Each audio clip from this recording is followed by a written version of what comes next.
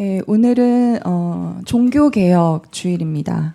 종교개혁 507주년이 되는 그런 주일이라고 합니다.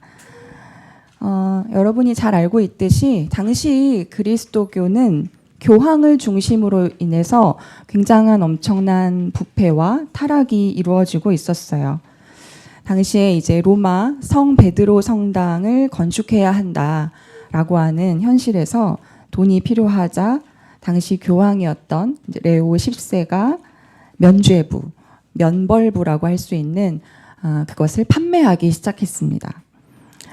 쉽게 말해서 고해성사 없이 그냥 헌금을 내면 죄를 면해준다라고 하는 뜻으로 교부한 증서입니다. 이러한 증서를 판매하기 시작하면서 그때 들렸던 설교의 내용은 헌금괴에 떨어진 돈이 쨍그랑 소리를 내자마자 천국 문이 열립니다. 이런 설교들을 했습니다. 이 면죄부가 이렇게 판매가 되자 1517년에 10월 31일에 비텐베르그 성당 문 앞에 루터가 긴 대자보를 붙였죠. 그것이 바로 우리가 잘 알고 있는 루터의 95개조 반박문입니다.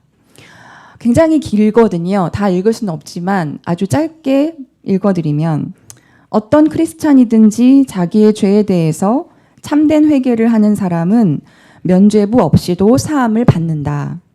가난한 자를 구제하고 궁핍한 자에게 꾸어주는 사람은 면죄부를 사는 것보다 더 나은 것을 행하는 것이다. 이웃이 괴로워하는 것을 보고도 본체 만체하고 면죄부를 사는 사람은 하나님의 진노를 사는 것이다. 이런 등등의 반박이에요. 지금 이렇게 하고 있는 것에 대한 반박을, 저항을 그 반박문에 적어서 붙였습니다. 오늘 우리가 지금 방금 불렀던 찬송가 585장은 이 마틴 루터가 직접 지은 노래입니다. 내 힘만 의지할 때에는 패할 수밖에 없다. 힘 있는 장수가 나와서 날 대신하여 싸운다. 이 장수가 누군가? 주 예수 그리스도시다. 당할 자가 누구겠는가? 반드시 이기리로다. 이런 가사들이 있어요. 여러분, 이것은 전쟁을 떠올리는 가사들입니다. 정말 그야말로 그때에는 종교개혁을 둘러싼 전쟁이 이루어지고 있었죠. 개혁의 전투 찬가라고도 불리는 찬송가라고 할 수 있습니다. 여러분, 예수님이 당시 대제사장들과 기득권, 성전 체제주의자들에 의해서 죽임을 당하셨듯이 당시 그리스도교를 개혁하려고 했던 이 루터 또한 이단이라고 파문당하기도 하고 또 시민권을 아예 박탈당하기도 하는 많은 고초를 겪었습니다. 결국에 그러나 이 종교개혁이 이제 승인을 얻었고 그래서 개혁된 개신교가 탄생했습니다. 그리고 우리는 분명히 알고 있죠. 돈으로, 면죄부로, 행위로 구원받을 수 없다. 오직 믿음으로, 이것을 솔라 피데라고 얘기하는 오직 믿음으로의 신앙은 우리가 이것을 더욱더 분명히 갖게 되었습니다. 당시 종교 지도자들은 죄와 벌이라고 하는 이 문제 앞에 한없이 나약해지고 한없이 두려움을 느끼는 인간의 그 어려움을 이용해서 자신들의 기득권을 채워갔다라고 볼 수 있어요. 여러분, 죄 그리고 벌, 이 문제는 사실 인간이 가지고 있는 모든 인간 안에 자리한 굉장한 뿌리 깊은 두려움입니다. 죄를 지은 인간이지만 구원을 받으려면 어떻게 해야 되는가? 구원에서 멀어지지 않기 위해 우리는 무엇을 어떻게 할 수 있는가? 이것은 인류의 고민입니다. 그러나 우리는 잘 알고 있죠. 우리가 믿는 기독교 안에서는 우리의 죄를 대속하신 분이 계시다라고 믿습니다. 그분이 누구죠? 예수 그리스도. 예수님이 우리 죄를 대신 지셔서 우리는 죄사함을 받았고 구원을 얻었다라고 우리가 고백합니다. 그런데 여러분, 이때 우리의 죄를 대속하셨다. 예수님께서 우리의 죄를 대신 지셨다. 라고 하는 것의 그 의미는 무엇일까요? 그것이 무엇을 의미하는 걸까요? 사실 누군가가 죄를 지으면 그 죄를 지은 사람이 어떻게 해야 돼요? 벌을 받아야 돼요. 그것이 마땅하죠. 그런데 다른 사람이 죄값을 치르는 것이 옳은 일일까요? 예전에 계급사회에서는 우리나라만 하더라도 양반이 잘못을 저지르면 그 집에 종이나 노예가 대신 매를 맞기도 했습니다. 또는 돈을 받고 매를 받는 그런 일들이나 또는 그런 직업도 있었어요. 이것은 여러분 인권이 유린되는 일입니다. 그런데 예수님께서 우리의 죄를 대신 지셨다는 것, 그런 일입니까? 여러분은 어떻게 이것의 의미를 알고 있어요? 그것이 나와 무슨 관계입니까? 지금 이것이 우리 가슴에서 어떤 의미를 불러일으키고 있냐는 거예요. 예수님의 피가, 우리는 보혈의 피 얘기하는데 그 예수님의 피가 우리를 구원한다는 것이 정말 나에게 무슨 뜻일까요? 구약의 유대인들은 바로 이 문제를 자신들의 전통 안에서 어떻게 해결했을까? 바로 오늘 레위기 16장에 나오는 이야기들을 통해 알 수 있습니다. 레위기 16장은 이 문제를 해결해 나가기 위한 유대인들만의 율법이에요. 유대인들은 자신들의 죄를 돌아보면서 1년에 딱 한 번 대속죄일이라는 그 제사를 통해서 그 상징적인 제의를 통해서 그 문제를 해결하고자 했습니다. 이날 딱 한 번 하나님께 우리의 모든 죄를 고하고 용서를 구하는 일인 거예요. 이날은 그래서 이스라엘 백성뿐만 아니라 대제사장, 종교 지도자들, 그리고 하나님의 임재가 있다라고 믿는 성소와 지성소까지 모든 예루살렘 성전 안에 모든 부정한 곳, 모든 죄가 있다라고 생각되어지는 곳을 정화하고 그 죄를 용서를 구하는 날이었습니다. 대제사장들은요, 예루살렘 성전 안에 성소 그리고 지성소가 있는데 그 지성소는 딱 1년에 한 번 바로 이날만 들어갈 수 있어요. 그리고 아무도 들어갈 수 없는 곳입니다. 이때 대속죄일이라는 것을 통해서 대제사장은 자기가 먼저 속죄함을 받아야 되기에 자기와 자기 집안의 죄를 용서해 달라라고 하는 제사를 드립니다. 그리고 이제 제사를 드린 후에 성소와 회막과 제단에 죄를 용서를 구하는 그 부정함을 씻는 그 제사를 드리게 되는데 이때 그 전에 미리 하는 일이 있어요. 어떠한 일을 하느냐 하면 살아있는 숫 염소 2마리를 가져옵니다. 그 중에 한 마리는 이제 이 제물의 속죄 제물로 바쳐질 그런 제물이에요. 그런 염소죠. 또 한 마리는 어떻게 할 거냐면 이따가 광야로 보낼 그런 염소였어요. 그래서 그 염소를 2마리 중에서 어떤 염소가 여기에 바쳐질 염소인지 어떤 염소가 광야로 가야 될 염소인지를 제비를 뽑아서 정해 놓습니다. 그리고 제물로 바쳐질 이 순 염소로 먼저 제사를 드리죠. 그리고 난 다음에 바로 오늘 우리가 읽은 본문이 이어지는 거예요. 같이 한번 읽어볼까요? 레위기 16장 20절에서 21절입니다. 레위기 16장 20절에서 21절까지만 먼저 읽어보겠습니다. 시작.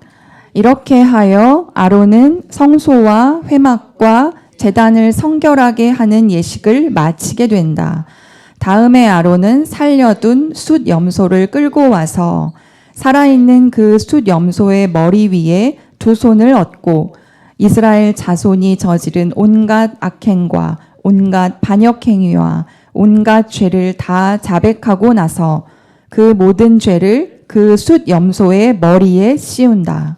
그런 다음에 기다리고 있는 사람의 손에 맡겨 그 숫 염소를 빈들로 내보내야 한다. 네.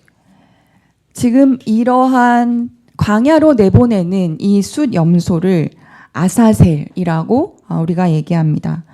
아사셀이 무엇인지에 대해서 정확한 그 뜻에 대한 여러 가지 견해들이 있고 뭔가 하나로 이야기하기는 어렵지만 어쨌든 가다, 보내다, 떠나다라고 하는 뜻의 아잘과 염소라고 하는 뜻의 에즈, 이것이 합해져서 아사셀이라는 단어가 되었다.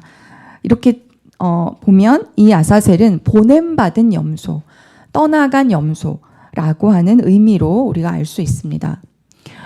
때로는 아사셀을 어떤 염소 자체가 아니라 광야라고 하는 어떤 지역, 울퉁불퉁한 절벽이 있는 지역이라고도 이해하기도 합니다. 또 어떻게는 광야는 굉장히 악한 영이 거하는 곳이기 때문에 아사셀이 광야에 살고 있다고 여겨지는 악한 영이나 마귀를 뜻한다, 사탄을 뜻한다 라고도 해석하는 사람들도 있습니다. 그 뜻이 정확하게 무엇이든지 간에 어쨌든 중요한 건 뭐예요? 이 아사셀 염소에게 뭐하고 있다? 두 손을 얹은 채 이스라엘의 온갖 모든 죄를 어떻게 해요? 자백하고 있다.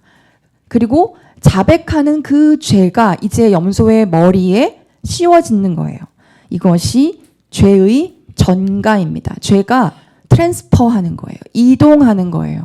이스라엘 백성에게 있었던 우리 모두의 죄를 염소의 머리에 안수함으로써 그것이 죄가 전가되는 것을 의미한다라는 거죠.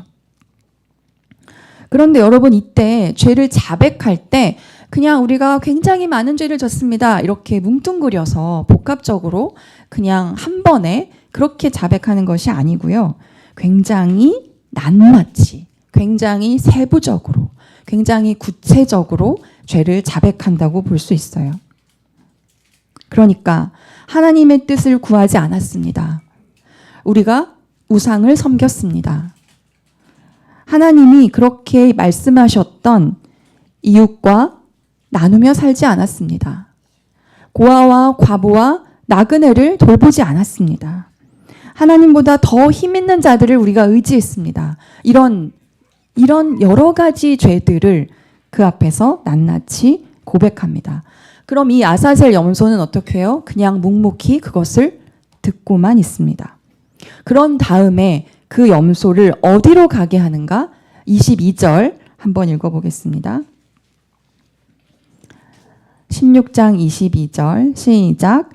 그 숫 염소는 이스라엘 자손의 온갖 죄를 짊어지고 황무지로 나간다. 이렇게 아론은 그 숫 염소를 빈들로 내보낸다. 어디로 나간다고요? 황무지, 빈들. 여기서 여러분 황무지 빈들이라는 거는 사람이 없는 곳을 얘기합니다. 그러니까 성문 밖에 아주 황량한 광야예요. 아사셀 염소는 그렇게 이스라엘의 모든 죄를 본인이 짊어지고 그 죄와 허물을 지고서 황량한 광야로 떠나가는 역할을 합니다. 그리고 아마도 광야 한복판에서 어느 순간 죽어갈 것입니다. 예루살렘 성과 아주 멀어진 채로. 여러분 이것을 지금 현대 문명의 시선으로 우리가 보면 굉장히 제물로 드려지고 있는 이 숫 염소에 대해서 이래도 되는가? 동물권의 문제를 제기할 수 있을 겁니다. 그러나 여러분 이것은 고대에 공동체가 어떻게 하면 우리가 계속해서 새로워질 수 있는가? 어떻게 하면 우리가 이전의 역사를 단절하고 새롭게 재탄생할 수 있는가라고 하는 고민에서 나온 그것을 전환하기 위한 종교적 의식이었다는 것을 우리가 이해할 필요가 있어요. 유대인들은 이렇게 자신들 안에 묵어있던 죄, 그것을 하나님 앞에 정직하게 고백하면서 그것을 드러냄으로써 나 개인만이 아니라 지금 우리가 함께 있는 이 공동체가 앞으로 나아가야 할 방향을 돌이켜 점검하는 겁니다. 그리고 이전의 삶에서 새로운 삶으로 앞으로 나아갈 때 어떻게 나아가야 할지, 이제는 무엇을 중요하게 여겨야 할지, 이전까지의 우리의 삶을 정화시키는 집단적 의식이었다는 거죠. 그래서 이제 죄의 문제로부터 이제 우리가 자유로워졌습니다. 라고 하는 것을 어떻게 해요? 상징적으로 가시화하는 겁니다. 그 염소가 떠나가는 것을 모두가 목격하면서 우리는 이제 자유로워졌습니다. 그런데 이제 앞으로 우리가 어떻게 살아가야 할까요? 그 목격을 통해서 모두가 공동체가 숫 염소의 빈들로 가는 그 광경을 목격하면서 우리가 이 공동체가 앞으로 어떻게 살아가야 하는지를 모두가 동시에 암묵적으로 함께 내면화했을 거예요. 그렇게 공동체는 이런 전례를 통해서 그들의 정신과 마음을 하나로 묶어갔을 겁니다.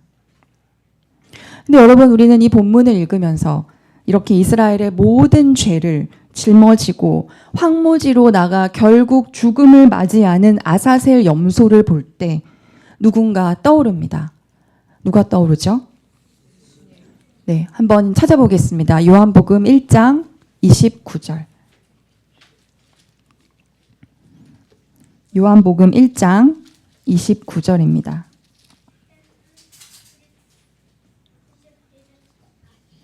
시작. 다음 날 요한은 예수께서 자기에게 오시는 것을 보고 말하였다. 보시오, 세상 죄를 지고 가는 하나님의 어린 양입니다. 세상 죄를 지고 가는 하나님의 어린 양이라고 세례 요한이 예수님을 보고 그렇게 묘사했습니다. 여러분, 아사셀 염소는 그래서 인류의 모든 죄악을 홀로 짊어지고 예루살렘 그 밖 골고다 언덕으로 나아가셨던 예수 그리스도의 표상이자 예표라고 할 수 있어요. 오늘 우리가 읽은 요한복음의 12장에서는 예수님이 그들에게 말씀하십니다. 이때 그들은 빌립과 안드레라는 예수님의 제자죠. 그들에게 23절에 보니까 인자가 영광을 받을 때가 왔다, 이렇게 얘기를 하시죠.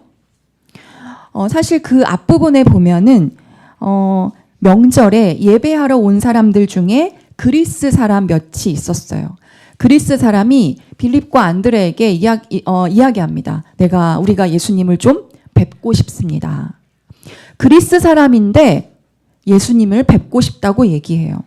이것은 무슨 말이냐면 그리스 사람들에게까지도 예수님의 활동이 전해졌고 이미 그렇게 예수님을 많이 알게 되었다라는 걸 의미하죠.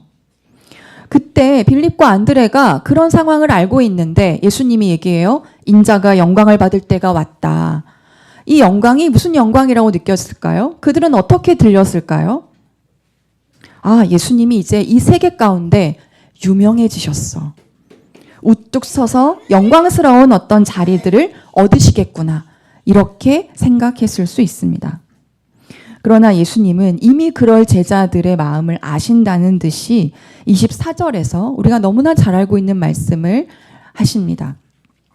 내가 진정으로 너희에게 말한다. 여러분, 예수님이 진정으로 너희에게 말한다 할 때는 정말로 이거는 너무나 중요한 거야. 마치 예수님의 원래의 그 본래의 목적, 예수님의 본래의 그 마음, 너희들이 꼭 알아줬으면 좋겠는 그 마음을 이야기하실 때 너희에게 진정으로 말한다 라고 시작하십니다. 그러면서 뭐라고 얘기하셨어요? 밀알 하나가 땅에 떨어져서 죽지 않으면 한 알 그대로 있고 죽으면 열매를 많이 맺는다. 내가 말하는 영광은 그런 영광이 아니라는 거예요. 내가 받을 영광은 그 영광이 아니라 사람들 사이에서 주목을 끌고 유명해지는 영광이 아니라 밀알이 죽는 것이다. 죽어서 많은 열매를 맺는 것이다. 그것이 영광이다. 예수님은 이스라엘의 모든 죄를 지고 가는 아사셀 염소처럼 그렇게 골고다 언덕으로 십자가를 지고 올라가십니다. 아사셀이 우리를 대신하여 이제 죽는 것이 아니라 예수님이 우리를 대신하여 죽으셨습니다. 여러분, 예수님이 밀알이 되어서 죽으셨다. 우리를 위해서 죽으셨다라고 하는 것은요. 신이 인간의 고통 안으로 들어왔다라는 것을 의미합니다. 신이 인간의 고통 안으로 들어왔다. 여러분, 그 당시 고대의 신은 인간을 다스리면서 인간에게 복을 주거나 잘못하면 벌을 주는 존재. 그래서 굉장한 절대적 권력과 힘을 가진 존재였어요. 그런데 신이 인간의 고통 안으로 들어왔다? 고통을 없애면 없애주었지 고통 안으로 들어오는 신은 없었어요. 그러면 이미 그것은 신이 아닙니다. 예수님이 십자가를 지고 죽으셨다라고 하는 것은요, 신이 인간이 되어서 인간적 한계와 인간적 허약함과 인간적 고통 속으로 스스로 들어오셨다는 것을 의미하는 거예요. 그래서 예수님이 우리를 대신해서 죽으셨다는 것은 예수님의 그 고통이 우리의 인간적 한계, 우리의 인간적 허약함, 그 속에 가지고 있는 우리의 죄성, 그것과 무관하지 않다라는 것을 의미합니다. 우리의 허약함과 무관하지 않음. 그래서 여러분, 예수님이 대신해서 죽으셨다라고 하는 것은 거래가 아니라 사랑입니다. 계산기를 두들겨서 나온 것이 아니라 우리와 관계를 맺으시는 겁니다. 우리가 뭔가를 잘못해서 예수님이 대신 벌을 받으셨다. 이런 식의 유치한 논리가 아니라는 거예요. 여러분, 이러한 논리는 예수님을 돈 주고 사는 면죄부나 면벌부로 생각하는 것과 별반 다를 바 없는 거죠. 우리를 대속하신 예수님, 그분은 인간의 고통에 많은 관심을 가지고 계시고 그 고통을 바로 자신의 것으로 받아들이셨다는 것을 의미해요. 우리의 고통에 관심을 가지고 우리의 고통을 자신의 것으로 받아들인 하나님. 여러분, 인간의 궁극적인 고통이 무엇이죠? 인간의 궁극적인 고통. 그것은 하나님과 단절되고 분리되는 겁니다. 절대적으로 완벽하게 하나님과 떨어져서 고독해지는 겁니다. 여러분, 예수님은 바로 그 궁극적인 고통 안으로 걸어 들어가셨어요. 광야로 걸어가는 바로 그 아사셀처럼. 그래서 오늘 요한복음 12장 27절에서 예수님이 이렇게 얘기합니다. 지금 내 마음이 괴로우니 무슨 말을 하여야 할까? 아버지, 이 시간을 벗어나게 해 주십시오 하고 말할까? 아니다. 나는 바로 이 일 때문에 이때에 왔다. 저는 이 구절이야말로 우리를 대속하신 예수님이 누구인지, 우리를 대속하신다는 것이 무엇을 의미하는 것인지, 그게 지금의 나와 무슨 관계가 있는지를 잘 보여주고 있는 구절이라고 생각합니다. 그래서 윤동주라고 하는 시인은 예수님을 바로 뭐라고 얘기했어요? 오늘 설교의 제목처럼 괴로웠던 사나이라고 표현했습니다. 바로 이 구절 때문이었으리라. 히브리서에서도 이러한 예수님이 우리의 연약함을 동정하지 못하는 분이 아니다. 이렇게 얘기하죠. 왜? 우리의 완전한 고통, 절대적 한계, 그 속으로 예수님이 걸어 들어오셨기 때문이에요. 예수님의 피로 우리가 구원을 받았다. 여기서 여러분, 피는 뭐죠? 이때 피는 물리적인 피 자체가 아니라 생명을 상징하는 거예요. 생명. 생명을 다해서, 예수님의 그 생명을 다해서, 모든 생의 기운의 에너지를 다해서 우리에게 인간적 한계와 궁극적인 고통을 뛰어넘는 영원한 생명이 있다는 것을 보여주셨다는 거예요. 그렇게 괴로웠던 사나이는 마침내 아니야, 나는 바로 이 일 때문에 왔어 라고 하는 선언을 하시게 되죠. 미랄이 죽어서 맺는 열매의 길을 선택하시는 겁니다. 바로 그때 28절에 나오는 것처럼 하늘에서 소리가 들려왔어요. 내가 이미 영광되게 하였고 앞으로도 영광되게 하겠다. 시인 윤동주는요, 바로 이것 또한 알았나 봅니다. 그래서 이제 괴로웠던 사나이를 다르게 표현합니다. 뭐라고요? 행복한 그리스도라고 바꿔 부르기에 이릅니다. 여러분, 예수님이 십자가에 달려 돌아가셨던 그 숨을 거두실 때 어떤 일이 일어났을까요? 한번 찾아볼까요? 마가복음 15장 38절입니다. 마가복음 15장 38절.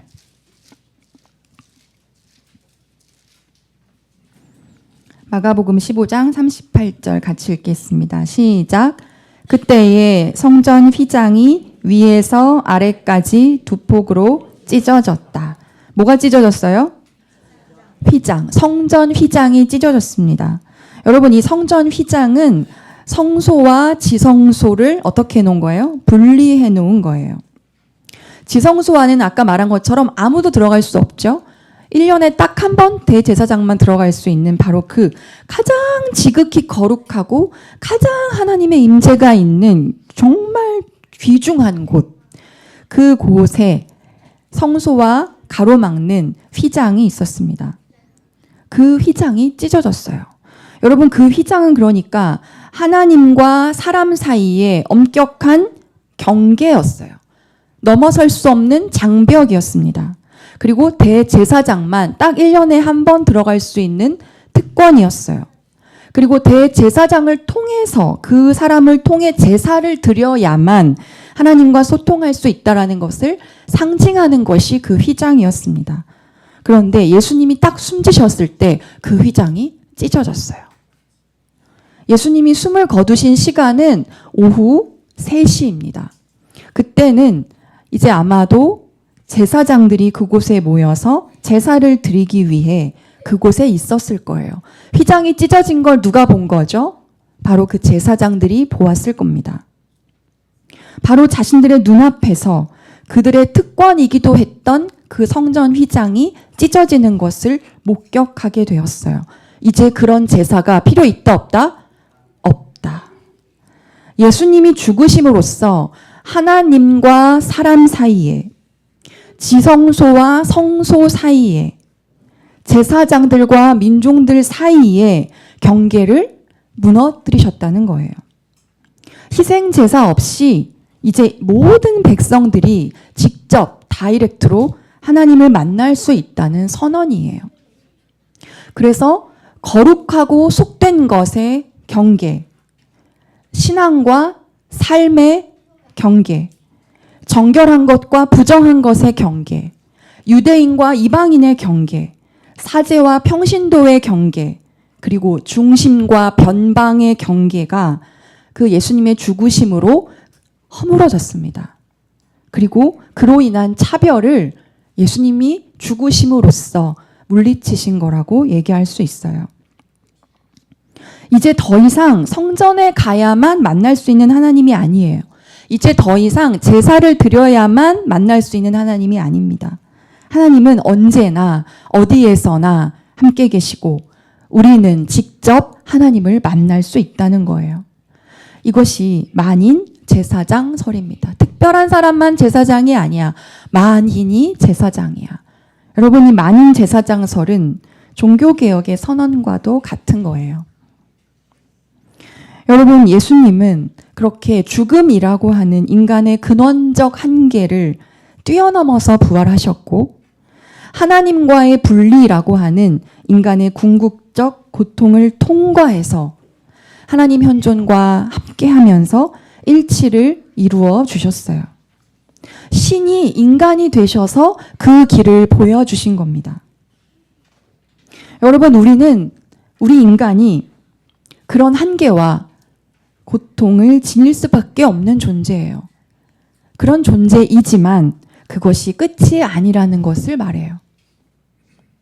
우리의 삶이 아무리 황폐하고 우리의 현실이 아무리 고단하더라도 하나님의 현존과 함께 한다면 거기가 지성소라는 거예요. 우리가 연약해서 우리의 집착과 우리의 욕심이 때로 우리를 흔든다고 하여도 우리는 하나님과 절대 분리될 수 없다는 사실이에요. 하나님의 현존은 그렇게 우리를 떠나지 않고 하나님의 활동은 절대로 멈추지 않는다는 것이죠. 예수님이 바로 이 일 때문에 왔다라고 얘기하신 거예요. 예수님이 우리를 위해 대속하셨다라고 하는 것의 의미는 바로 이것입니다. 우리나라의 한강 작가가 노벨상 수상을 하면서 우리는 지금 어떤 역사적 순간의 한복판에 살고 있는 것 같습니다. 지금 이 수상은 지금 동시대를 살아가고 있는 우리들에게 어떤 의미가 있을까? 이제 우리는 기쁨으로 달뜨던 마음들을 차분히 하면서 돌아볼 필요가 있습니다. 인간의 존엄성을 짓밟는 모든 폭력에 그렇게 노출되고 시달리고 있는 인간의 고통, 세상 도처에 만연한 인간의 그 끝없는 악랄함과 불의함의 죄성. 그 한강 작가의 작품은 언제나 바로 그런 것에 사로잡힙니다. 그러나 그렇게 연약한 인간 안에 그럼에도 그 누구도 끌 수 없는 빛이 존재한다는 것을 그 작품을 통해서 조명합니다. 인간이 참으로 잔혹한 존재이지만 동시에 너무나 아름답고 강인한 존재라는 것. 그래서 존엄해야 하는 그 인간성을 우리는 그 본질을 포기하지 말아야 한다는 것을, 그리고 그냥 한 개인의 역사가 그 개인으로 끝나는 것이 아니라 바로 인류의 역사임을 그가 아주 고요하고도 단호하게 말해주고 있습니다. 서구 유럽인이 아닌 아시아인이에요. 남성이 아닌 여성이에요. 영어권이 아닌 한국어로요. 그리고 고령이 아닌 젊은 작가가 중심이 아닌 변방에서 지금 이 이야기를 하고 있는 거예요. 그가 갖고 있는 이 소수자성으로 인간의 고통 속으로 들어가서 인간의 본질을 이야기하고 있습니다. 여러분, 예수님이 우리를 위해 대속하셨고 우리는 그런 예수님을 따르는 제자들이라면 이제 우리의 길은 더 분명해집니다. 오늘 히브리서 기자가 이렇게 얘기하고 있습니다. 그러므로 예수께서도 자기의 피로 백성을 거룩하게 하시려고 성문 밖에서 고난을 당하셨습니다. 그러므로 우리도 진영 밖으로 나가 그에게로 나아가서 그가 겪으신 치욕을 짊어집시다. 성문 밖으로 우리의 짐을 지고 가신 그 예수 그리스도처럼 우리도 진영 밖으로 나아가야 합니다. 중심에서 변방으로 그 경계를 허물면서 바로 그곳이 지성소가 되도록 우리를 하나님께서 부르고 계십니다. 그래서 우리를 대속하신 그 예수님의 사랑을 힘입은 우리가 예수님을 따른다는 것은 우리 또한 누군가의 고통을 나의 고통으로 끌어안는다는 것을 의미합니다. 그래서 예수님이 이렇게 얘기하셨죠. 그냥 사랑해라가 아니라 내가 너희를 사랑한 것과 같이 너희도 서로 사랑하여라. 내가 너희의 고통 속으로 들어가 그것을 나의 고통으로 삼았듯이 너희도 서로의 고통을 끌어안아 주면서 자신의 고통으로 삼아 그 이웃을 돌보며 사랑하는 것. 그것이 여러분 십자가의 방식으로 우리가 살아가는 것을 의미한다고 볼 수 있습니다. 오늘 히브리서는 말씀을 마치면서 이렇게 얘기합니다. 선을 행함과 가진 것을 나눠주기를 소홀히 하지 마십시오. 하나님께서는 이런 제사를 기뻐하십니다. 진영 밖으로 나간다는 것이 무엇을 의미할까요? 선을 행함과 가진 것을 나눠주는 일입니다. 이태원 참사가 곧 2주기입니다. 이틀 뒤면 다가오는 날이에요. 잊지 않겠습니다. 우리가 그렇게 얘기하죠. 그렇게 말하는 이유는 사실은 우리가 잊을 수 있기 때문입니다. 혐오와 징후가 넘치고 전쟁으로 매일 많은 사람들이 죽어가는 이 시대의 그 비극 속에서 그럼에도 하나님의 현존이 떠나지 않고 있습니다. 그럼에도 하나님의 활동이 멈추지 않고 있습니다. 그것을 우리가 믿고 동의하면서 진영 밖으로 함께 나아가는 소일 공동체가 되기를 바랍니다. 마지막으로 윤동주님의 십자가라는 그 시를 읽어드리면서 마치도록 하겠습니다. 쫓아오던 햇빛인데 지금 교회당 꼭대기 십자가에 걸렸습니다. 첨탑이 저렇게도 높은데 어떻게 올라갈 수 있을까요? 종소리도 들려오지 않는데 휘파람이나 불며 서성거리다가 괴로웠던 사나이 행복한 예수 그리스도에게처럼 십자가가 허락된다면 모가지를 들이우고 꽃처럼 피어나는 피를 어두워가는 하늘 밑에 조용히 흘리겠습니다. 함께 기도하겠습니다.